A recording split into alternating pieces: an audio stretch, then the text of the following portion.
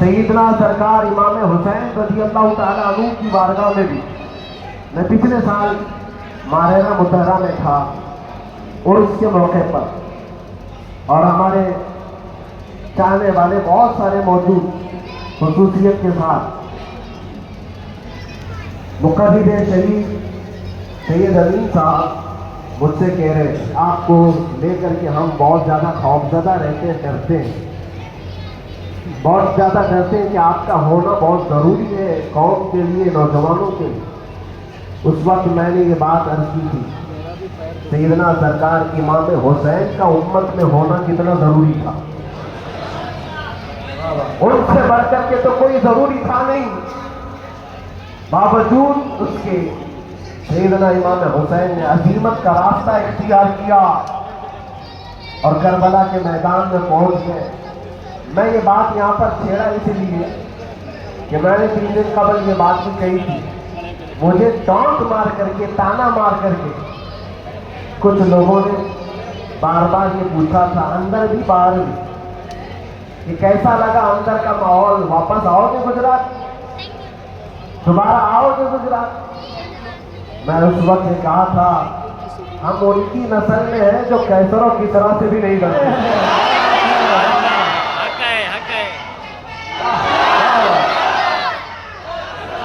آپ کو پتہ ہے اللہ تبارک و تعالیٰ کی یہ زمین، یہ رب ذوالجلال کی وسیع و عریض زمین، جس کو ہم نے ایک ہی جملے میں یوں کہا تھا، پائے مرا لنگ نیست زمین خدا تنگ نیست۔ ابھی تک تو اللہ نے مجھے لنگڑا نہیں کیا ہے،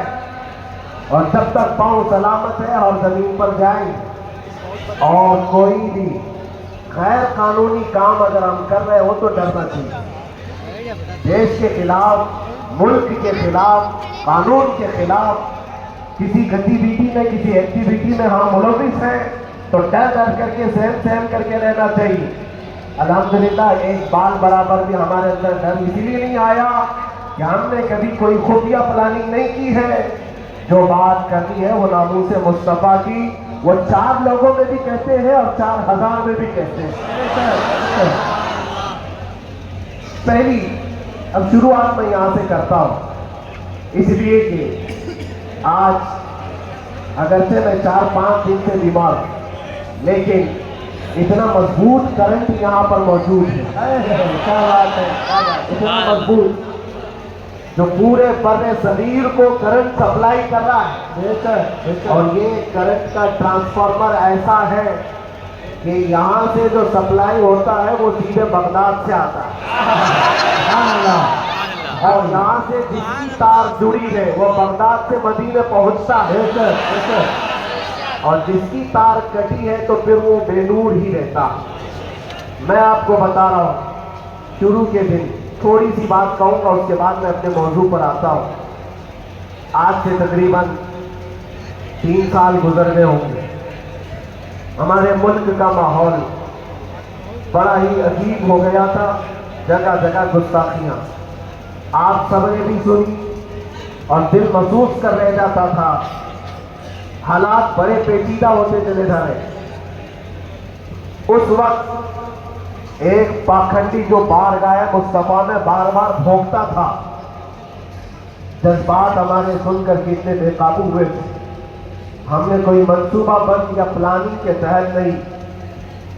ہمارے جذبے اور وجد میں یہ اعلان کیا تھا کہ بہت ہو گئے ان کے ساتھ مناظرے کرنا، ڈیبیٹ کرنا، آؤ میدان میں اترتے ہیں اور دیکھتے ہیں، تم بھی آگ میں کودو، ہم بھی آگ میں کودتے ہیں۔ یاد ہوگا یہ جذبات میں، وجد میں اور حضور کی محبت میں کہی ہوئی بات تھی، ہم نے کوئی پلان نہیں کیا تھا، کہنا تھا کہہ دیا، اور وہ تو 40-50 لوگوں کے بیچ میں کہی ہوئی بات۔ مہینے کے بعد پتا چلا کہ اس بات کو اللہ نے پوری دنیا میں پہنچایا، ہر جگہ، ہر علاقے میں پہنچایا، اور جس کو پہنچنا تھا اس تک تو برابر پہنچی، اور پھر بعد میں ہم کو پتا چلا کہ ہم نے کتے کی دم پر برابر پاؤں رکھا ہے۔ اب سنیے میں یہ بات کیوں چھیڑ رہا ہوں، آج یہ بات مجھے عرض کرنی کیوں پڑ رہی ہے؟ جذبات میں وجد میں کہی ہوئی بات تو تھی، لیکن جب سامنے سے جواب آیا کہ ہاں ہم آنے کو تیار ہیں، تو پھر سوچنا بھی ہوا۔ اب میٹنگ بھی ہونے لگی، سب لوگ آنے بھی لگے، کچھ تو ہمیں ڈرانے بھی لگے،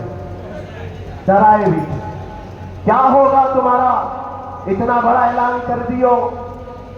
جل جاؤ گے، مر جاؤ گے تو کروڑوں مسلمانوں کا ایمان کیا ہوگا؟ بہت سارے معاملات تھے۔ میں اس وقت پھر سوچنے پر مجبور ہوا، میں نے میرے باپ کے لیے، میری ماں کے لیے، میرے خاندان کے لیے تو نہیں کہا، اس حق رسول کے لیے کہا جس سے روشنی سے سورج بھی پاتا ہے۔ ہے خلیل اللہ کو حاجت رسول اللہ کی۔ اب دل میں یہ وسوسے بھی تو آتے، انسانی فطرت کا تقاضا ہے۔ گھبراہٹ بھی تھی، میں نے بہت بڑا اعلان تو نہیں کر دیا، کیا ایسی بات ہونا چاہیے نہیں ہونا چاہیے؟ اس میں تو بہت سارے تبصرے بھی تھے، میں نے یہ باتیں کبھی کہی نہیں، اس لیے کہ حالات تھے، ہوئے، گزر گئے، لیکن میں نے کبھی کہا نہیں۔ آج اس لیے کہہ رہا ہوں کہ یہاں کرنٹ زیادہ ہے، اس لیے کہہ رہا ہوں۔ اس وقت گھبراہٹ، وسوسے بھی، الگ الگ قسم کی باتیں، لاک ڈاؤن کا ماحول الگ، میرے گھر پر الگ پہرے بندی، یہ سارے معاملات میں جانتے ہو میرے عزیزوں، اس وقت جب کبھی گھبراہٹ کے شکار ہو کر، بے قابو ہو کر ہم کچھ سوچنے کے لیے یا کچھ مشورے کے لیے ادھر ادھر نگاہیں اٹھاتے ہیں تو ہر کوئی ڈرا بھی رہا ہے، الگ الگ مشورے بھی دے رہا ہے۔ بڑی ہمت کے ساتھ مولانا مطہرہ کے اس عظیم ٹرانسفارمر پر میں نے کانٹیکٹ کیا، حضور امین ملت کی بارگاہ میں نے عرض کیا کہ حضور بات ایسی ہے، ناموس مصطفیٰ کی بات ہے اور حضور کی عزت کی بات ہے، غریب ہے، فقیر ہے یہ آدمی، میرے پاس نہ علم کی دولت نہ میرے پاس عمل کی دولت، میں نے تو اعلان کر دیا اور میں جانا چاہتا ہوں دلی، آپ کیا فرماتے ہیں؟ بڑے بڑے پیروں کی بات الگ ہے میرے عزیزوں، سب کمفرٹ زون میں بیٹھنے والوں کی بات نہیں کرتا، بڑے شاہانہ کرسیوں پر بیٹھ کر کے لوگوں میں اپنا رعب جمانے والوں کی بات نہیں کرتا۔ اس عظیم مرد قلندر کا جواب آتا ہے، کہتے ہیں کہ بچے تو نے اپنے گھر کے لیے نہیں پکارا ہے، وہ میرے نانا جان کی بھی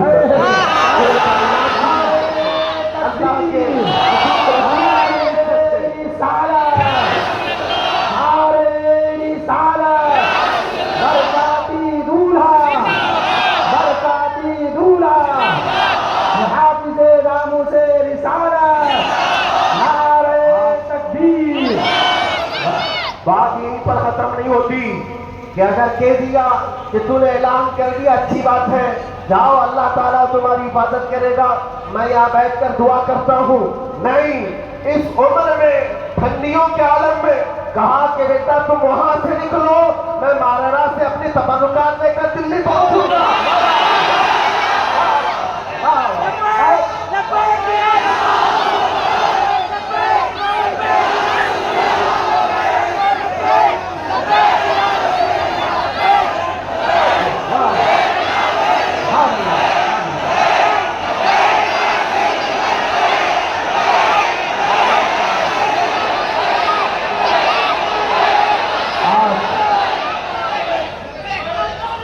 یہ بات اسی لیے عرض کر رہا ہوں،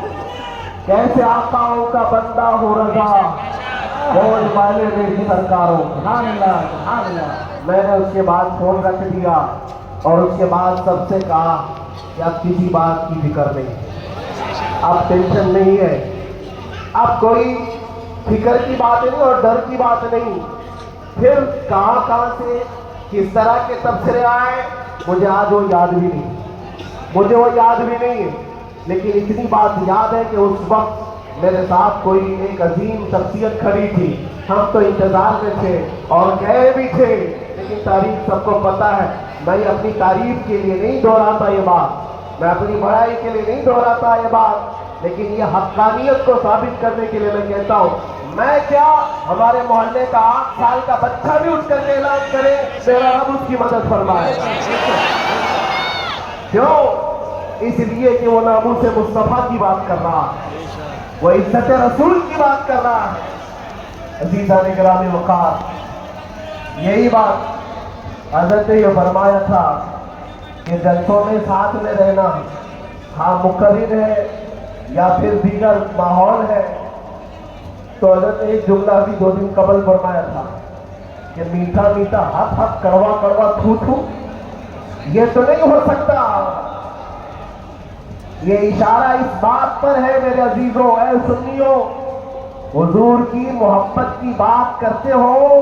تو صرف حضور کی محبت حلوہ پراٹھا کھانے سے نہیں ہوتی، ارے اس میں تو نیزے بھی کھانے پڑتے ہیں، تلواروں کی سائر میں نمازیں بھی ادا کی جاتی ہیں۔ یہ شہادت کہے الفت میں ہے قدم رکھنا، لوگ آسان سمجھتے ہیں مسلمان ہونا۔ میں یہ بھی نہیں کہتا کہ میں بہت بڑی تکلیف اٹھا کر کے آیا ہوں، نہیں، 8 مہینے گزرے کہ 8 سال گزرے، کوئی بہت بڑی تکلیف اٹھا کر کے تمہارے پاس آیا، میں نے کبھی اس چیز کا ذکر نہیں کیا اور نہ ہی شکایت کبھی کروں گا اس بات کی، اس لیے کہ تاریخ کی سچائیاں اس بات کی گواہی دیتی ہیں، وہ بڑے بڑے ائمہ اسلام جو رسول اللہ کی آل میں سے تھے، امام موسیٰ کاظم، ہم تو میرے عزیزوں گنہگار ہیں، ہماری بہت ساری خطائیں ہیں، وہ اہل بیت ائمہ اسلام جن کے گناہ نہیں خطائیں نہیں، بغیر کسی قصور کے ظالم بادشاہوں نے 7 سال تک ان کو اندر قید میں رکھا ہے۔ امام محمد بن حسن عسکری 20 سال تک اندر رہے، کس کو کہتے ہیں 20 سال؟ پوری لائف گزر گئی۔ امام موسیٰ کاظم 7 سال کے بعد اندر زہر دے کر کے مارا گیا اور وہیں سے جیل سے جنازہ بھی نکلا۔ ان کی قربانیوں پر ہم کہاں لگتے ہیں؟ لوگ یہ بھی جو آج سمجھتے ہیں کہ بہت بڑا کام کر کے آئے، کوئی کہاں سے کیا کیا لقب پکارے، غازی اسلام، نہ میرے عزیزوں ابھی تو ہم خادم اسلام نہیں بن سکے، غازی اسلام تو بہت بڑی بات، اور ہم اس بات کو آپ کے سامنے بار بار دہراتے اس لیے ہیں کہ آج سنیوں کو ہو کیا گیا ہے، چھوٹی سی چیز کو لے کر بہت بڑا سمجھنے لگ جاتے ہیں،